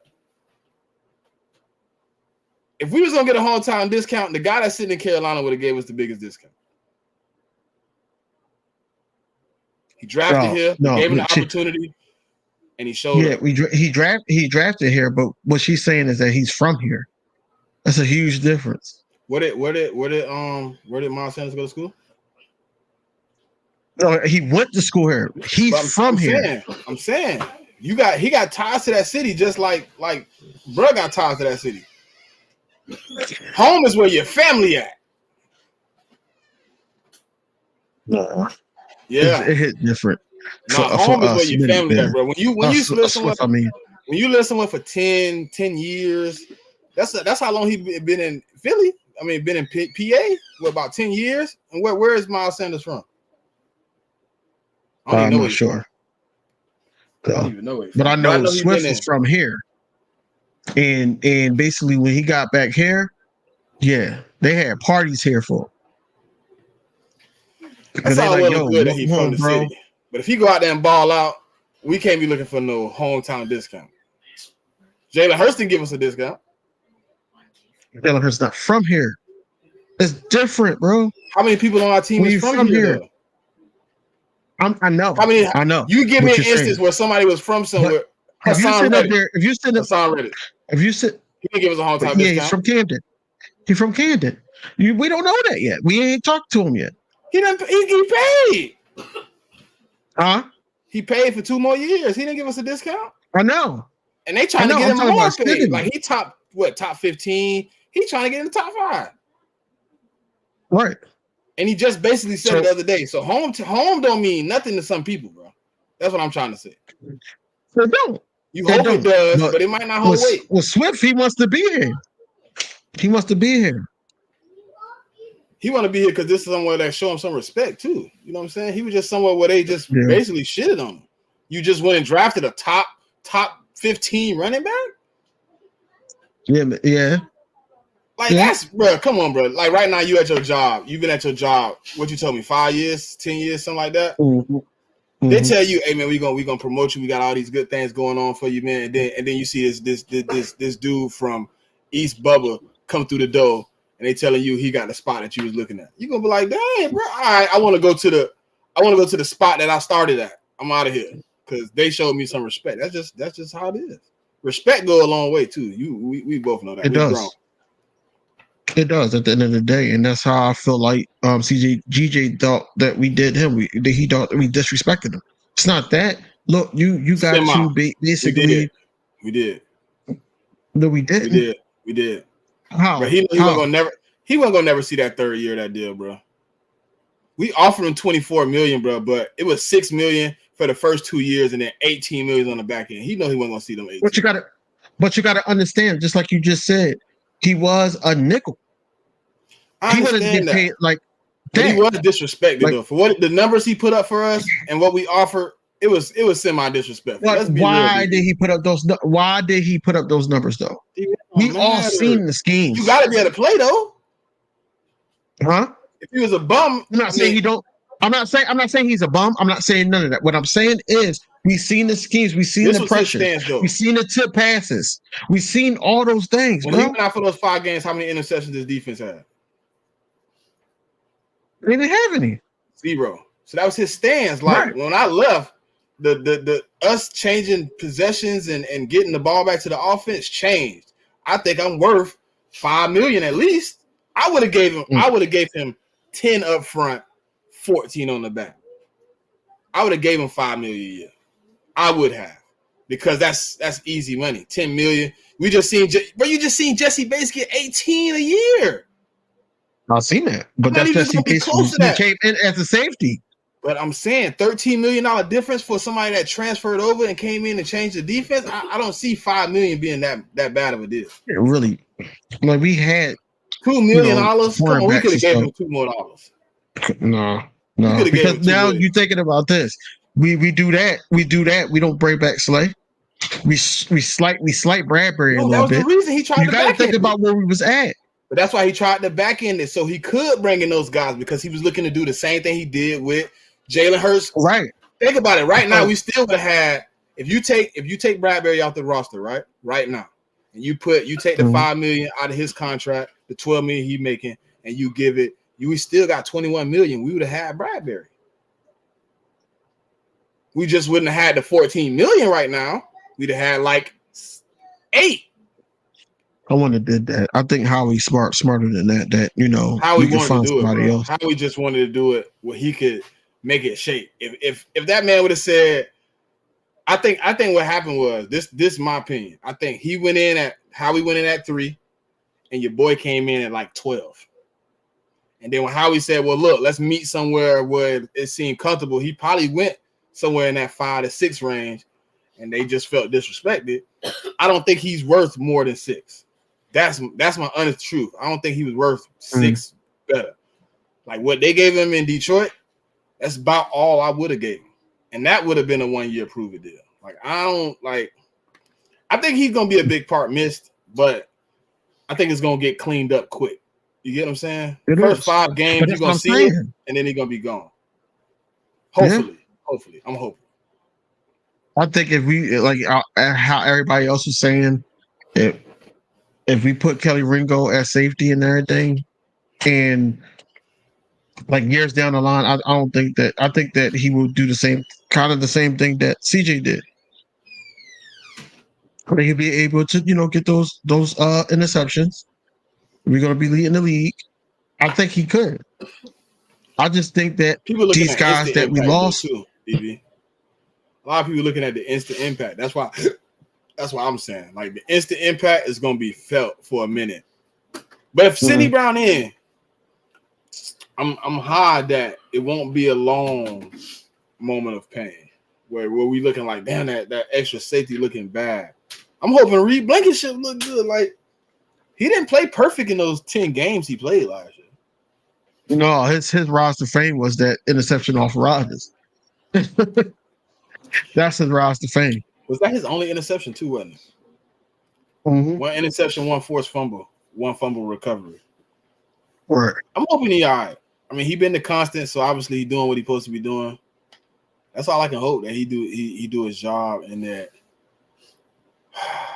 I don't know who's gonna be that second safety, but how will it make something happen? Yeah, I'm just looking forward to, because we got two back-to-back camps tomorrow and Friday. Yeah, and then we're gonna head into Sunday. We got the 14th and the 15th. That's the biggest days for me. Mm-hmm. That's the Colts open practice days. Yeah. He here for 2 days. Shane Steichen, man. 14th and the 15th, and then we got the 22nd is the last open practice. No quarterback's gonna make his offense look silly. Against who that last one is? Cleveland? Yeah, Cleveland? Yeah. Because we play next Saturday. We play next Saturday. Yeah, we do. We play the Ravens. That's gonna be nice. That's gonna be fun. Mm-hmm. Ravens, Lamar versus Jalen Hurts, man. They want to make it a thing, but I don't think they're the same quarterback. It ain't gonna be for long. And hell no, they're not the same quarterback. I don't think they're the same. Everybody my man. What did he say? What did he say? He a triple threat. He a triple threat quarterback. He not a dual threat. He a triple threat quarterback. That mindset that he has is like, you can't teach that. You can't. So I really believe that. A little bit of this alkaline water, man. I'm trying to get my energy back from earlier, boy. Out in this sun, boy. I think that they're not going to play all game, of course. But I think we're just going to try to test what we got out, so we know, who we're going to keep, where we need work at, for sure, and then that's how we're going to make a move. Outside of Jalen Hurts, who's your offensive MVP? Ooh, good one. Hit him. Devontae. Are you going Devontae? Yep. I'm gonna go Dallas Goedert. So you got him playing on 17? He's gonna put himself in the top 3 this year. I think he already top 3, man. That's my opinion. I gotta be honest. If we gonna give other people stripes for not being healthy, Goddard misses a lot of games, and there's other tight ends in the league like Mark Andrews and T.J. Hawkinson who haven't missed games. I gotta give them a slight edge because their numbers look the same, but Goddard been out. So Goddard missed 5 last year. What did he miss 2021? 5 again? I think so. No, I don't think. Was it 5? I don't know. I think so. I think so. I mean, he's like in a tie. It's like a 3-way tie for that 3rd spot. And I think he's just gonna lock it in. Yeah. I want to see him lock it in, bro. My defensive player of the year is gonna be Nakobe Dean and Jordan Davis, somewhere in there. One of those two. I'm gonna take Nakobe Dean because he's gonna do a little bit more than what Jordan Davis is gonna do, but Jordan Davis is gonna have the bigger impact out of the two. Is it defensive player of the year? Hassan Reddick is going to be defensive player of the year. Stop playing. No. Man. I said on the Eagles. I mean, he got to be. I already know Hassan Reddick gonna do his job, but they don't like us that. What are you talking about? Who? They don't like the Eagles that much. They ain't gonna vote nobody off our team for real in the DPOY.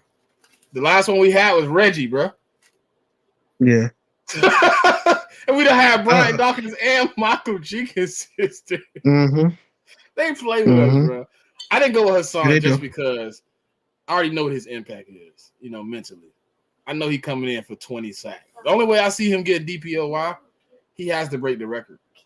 He got to break that 22.5. I think he could. I do. I think he could. I do now. I do. That's only, 6 sacks? I think he could.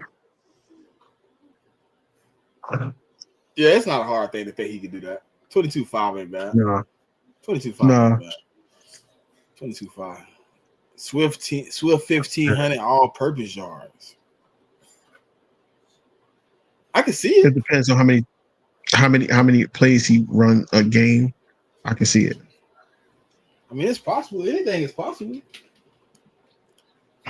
Anything is possible. I mean, 1,500, that's 750, 750. That mean, look, if he get that mean Quez looking real slack. If he gets 750, Quez might be out of there. Hold on. I can't hear you. Shit died. Oh, damn.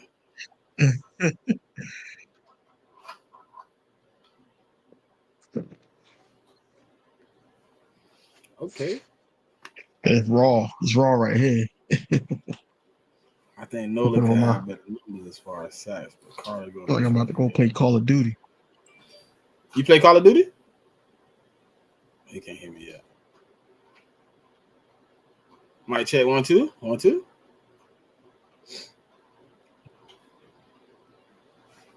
What are you talking about? There you go. Oh, there he is. There he is.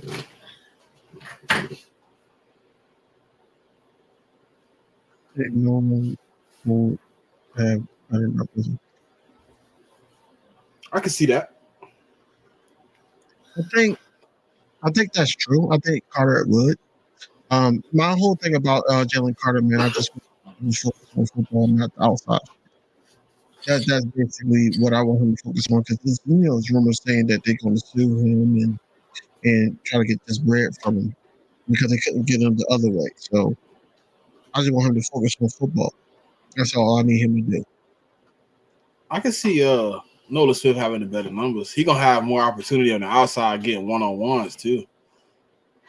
Jalen Carter gonna be stuck in that middle with Big Jordan. They're gonna be having to move some big bodies. You see what they said about Landon Dickerson versus about 700 pounds of pure weight. Mm-hmm. It's gonna be interesting, man. It's gonna be interesting to see this year. I'm ready, man. Well, so you said Thursday, Friday we got practice. We off Saturday and we back at it again. Sunday is open practice. Yeah. You said you're going live Sunday, right? Yeah, going live. I'm going live Sunday. I'm gonna post up some videos before we go into the link. I'm gonna try to see at an Eagle shop if some jersey still available or something like that. Something I'm gonna have some bread with me, so I'm gonna try to get something else. I seen some people say they went by the day it was jerseys left. So yeah, I don't know. I'm pretty sure they'll be there Sunday. I'm pretty sure. Like we had the conversation. I'm pretty sure they should restock. Yeah, they actually got overwhelmed. They got to do it. They don't got a chance to restock. They overwhelmed. Like, have you seen what people been saying? They delivery date says now, like November. November, yeah. I don't think they was ready for what Kelly Green did. I don't think people was begging for that. No, people was begging too much for it, and now it's here, man. It went crazy quick. Man, it's like we dying down real quick.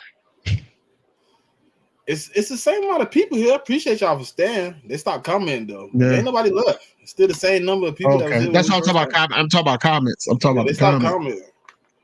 I guess they trying to let us freestyle. Yeah, man.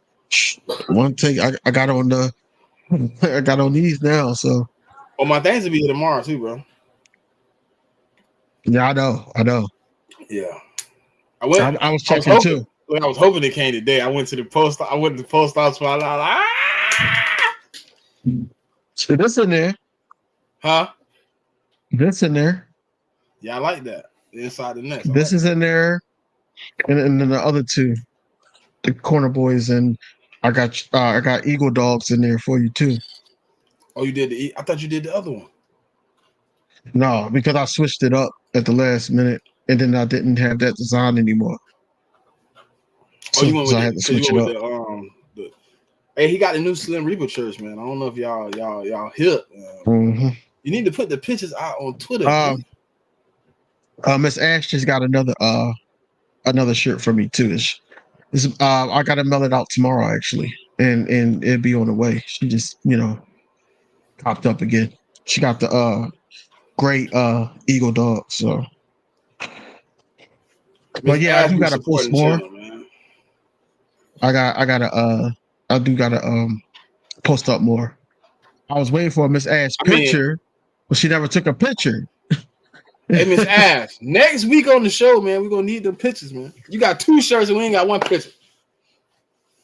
How we supposed to let the people know what the shirts look like if people ain't wearing the shirts, man? We don't just want to take pictures of them on the bed. We want to take pictures of happy customers, man. Come on, man. This inside the nest, man. Come on, man. Listen, that ain't my hustle. I ain't making no shirts. Let my dog make the shirts. But I put some ideas in. I do too much. I be at work, be on the pod. We be chilling. Prince hit me with that one, the Eagle Dogs one, so I ran with it. I remember. He want me to make a Nick Sirianni joint saying I know what I'm doing. He want me to do that one. That'll be dope. I think I might. I just don't know what font I will use. I don't want to keep using the graffiti. I want to use something else. Like I was going to put it on like a Kelly Green shirt and just do it like that. That would have been dope, but because it's rocking. That Kelly Green is rocking. So if, some people are going crazy with this Kelly Green and making sneakers. Like they making sneakers. So if I could get somebody, I seen a little dope cop outfit up the other day, man. I was trying to find out where I could find it at. Yeah. You seen it in the group chat, right? I need this. I'm gonna need this. Oh, okay. They got the NFL Jam shirt, but I don't want the one with Reggie White and Jerome Brown. I want the one with AJ Brown and Jalen Hurts. That'd be crazy. That would be insane. They got them for sale. I found the shirts. I just can't find the shorts. Mm-hmm. I can't find the shorts. I'm gonna find them though.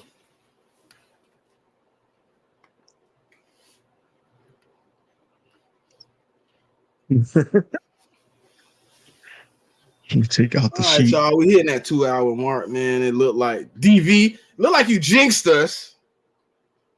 How? What I do? As soon as you said we dying out, we hit it up. We got a few sleepers out there. You woke them up. They were just sitting there just lounging. But nah, man, it's been 2 hours, man. We had some good content. Tomorrow, man, I know bro got videos coming. I got videos coming. Friday, catch more videos. Listen, I have a real life, so Saturday I'm not dropping anything for you. But Sunday, maybe me and DV do something, man. While he live, I might, come on and sit down and hear whatever with bro. Inside the Net special edition. Man. Something. We could do something, or even a Monday John. We could do Monday. Yeah, either or. How we gonna do Monday? We got somebody on Monday. We got jobs on Monday already. No. Shit, birds of broad shit. You can't do it on Monday. We'll figure it out. We talk every day. I was thinking about a couple things, man. Maybe I'll just run a little live, and maybe I'll stream your live while you live on my live. That could work.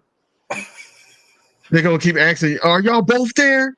Oh, y'all both there? Like, Well, nah. nah, Like, I'm sitting at the crib, but you see the view. yeah,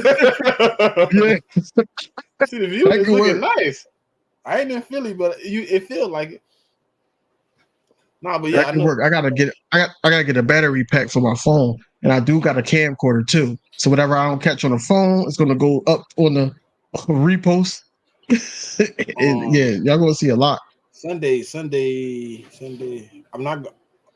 Tomorrow I got another show coming. Mhm. I got a four-way. Me, Diamond Crew, Mhm. Cat Coles, and I can't say the other person's name because I want to be monetized. But yeah, Okay. BLSP. Okay. The first word is the same word they call that Love Sports Podcast. Mm-hmm. So yeah, I got that going on tomorrow. Camp, so I'm gonna have to come home, drop a video, go into that. It's gonna be a busy week, man. So y'all look out for the. We've been coming, man. If you look, I told y'all I was gonna be consistent. I'm being consistent. Give me some views. Facts. The views ain't been Facts. bad though. The views been kind of good. I mean, I've been appreciating y'all, man. Y'all been showing up, man. I ain't think I was gonna be at this spot 5-6 months ago when I first did that first video. You know what I'm saying? So it's been lovely, man. Me and DV, we done locked in. We rolling. By the mid-season, man, y'all gonna be tired of us because we gonna be in here like, we told you we was gonna be there. We told you. We're gonna be 9-0 looking at y'all like peasants. But nah, appreciate y'all for coming out, man. Episode 12. We're gonna figure out something, man. It might be a special edition this week. But y'all join back in, man, whenever. Y'all know, y'all hit the bell, like, comment, subscribe, share. I know you got somebody at home that didn't get to watch the live. You might as well share it with them right now. Look, it's a whole 2 hours. You can sit there and have a good time. But until next time, from me, DV.